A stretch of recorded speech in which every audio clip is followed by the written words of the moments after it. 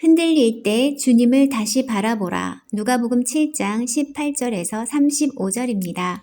사랑하는 성도 여러분, 하나님을 위해 전 생애를 바친 사람이 흔들릴 수도 있을까요? 하나님을 선포하고 광야에서 외치던 그 위대한 선지자 침례 요한. 그가 감옥에 갇힌 후 예수님께 제자들을 보내 묻습니다. 오실 그분이 선생님입니까? 아니면 우리가 다른 분을 기다려야 합니까? 우리는 여기서 신앙의 깊은 고민과 충돌을 보게 됩니다.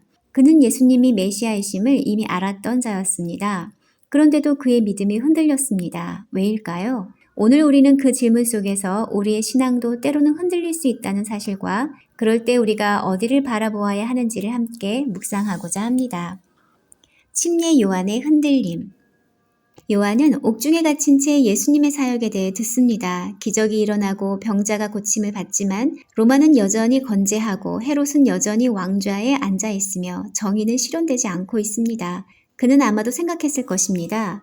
정말 이분이 메시아가 맞는가? 왜 나는 여전히 감옥에 있고 왜 세상은 이토록 그대로인가? 그의 질문은 단순한 궁금증이 아니라 절박한 고백입니다. 우리도 인생에서 기도했지만 바뀌지 않는 현실, 믿었지만 해결되지 않는 문제 앞에서 정말 하나님이 살아계신가요? 라고 묻게 될 때가 있습니다. 예수님의 응답, 삶의 열매를 보라.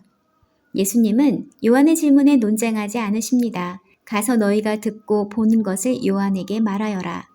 소경이 눈을 뜨고 안진뱅이가 걷고 나병 환자가 깨끗해지고 귀머거리가 듣고 죽은 자가 살아나고 가난한 자에게 복음이 전해진다. 예수님은 말로가 아닌 삶으로 응답하십니다. 메시아는 칼을 든 정치적 영웅이 아니라 상처난 자를 싸매고 죽어가는 영혼을 살리는 은혜의 왕이십니다. 그리고 마지막으로 이렇게 말씀하십니다. 나를 의심하지 않는 사람은 복이 있다.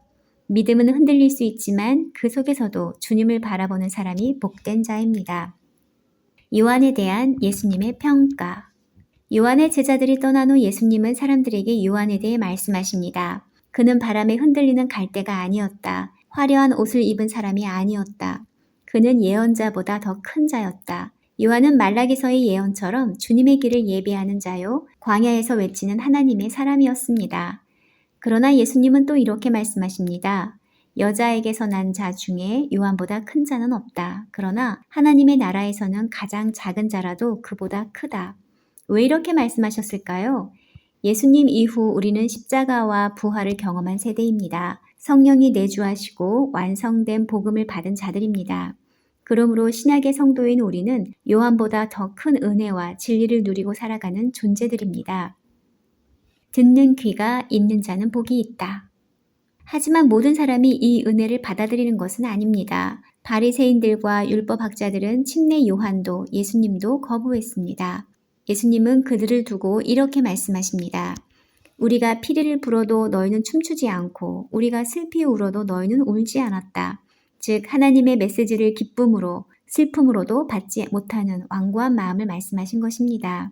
하나님은 끊임없이 말씀하시지만 마음이 닫힌 자는 듣지 못하고 영적으로 겸손한 자만이 그 말씀을 듣고 반응합니다. 사랑하는 여러분, 우리도 신앙의 여정을 걸으며 요한처럼 흔들릴 때가 있습니다. 기도해도 응답이 없고 고난은 계속되고 하나님이 침묵하시는 것처럼 느껴질 때가 있습니다. 그러나 오늘 말씀은 우리에게 이렇게 말합니다. 흔들릴 수는 있어도 방향을 잃지 말라. 흔들릴 때마다 다시 예수님의 사역을 보고 말씀을 듣고 그분이 누구신지를 마음에 새기며 믿음을 회복해야 합니다. 그리고 우리는 이제 요한보다 더 큰 복을 받은 사람들입니다. 복음의 전부를 아는 자, 성령이 내주하는 자, 예수님의 이름으로 기도하고 살아가는 자입니다. 그러므로 오늘도 우리가 해야 할 일은 예수님께 집중하고 예수님의 이름으로 살아가며 예수님의 뜻을 따르는 것입니다. 기도하겠습니다. 사랑과 은혜의 하나님, 침례 요한처럼 믿음의 사람도 흔들릴 수 있음을 보았습니다. 우리의 믿음도 때로는 흔들리고 약해지지만 그 속에서도 주님을 바라보게 하소서.